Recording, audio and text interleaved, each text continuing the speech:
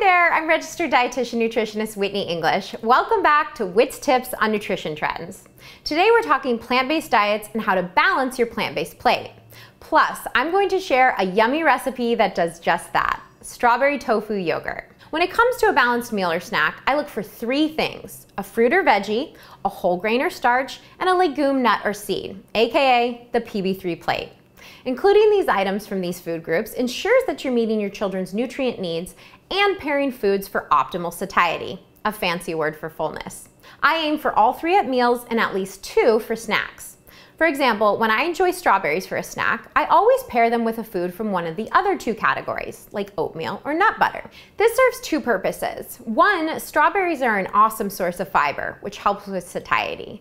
And two, strawberries are loaded with vitamin C, which helps to increase the absorption of plant-based iron in the oatmeal and nut butter. Here are a few examples of balanced plant-based snacks in my weekly rotation: strawberry chia seed pudding, strawberry cashew cream cheese and whole wheat tortilla pinwheels, whole grain toast with peanut butter and strawberry slices, and of course, one of my favorites, strawberry tofu yogurt. This recipe incorporates protein-rich tofu, sweet fiber-rich strawberries, and healthy fat-packed cashews for a balanced snack that is easy to whip up and tastes great.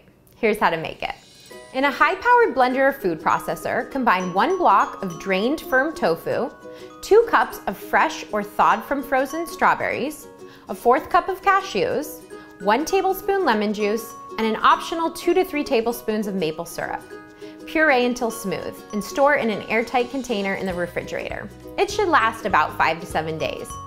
I love to eat this yogurt alone, spooned over oatmeal, or topped with more nuts and seeds. If you try the recipe, let me know by tagging @PlantBasedJuniors and @CaliforniaStrawberries. Thanks for watching.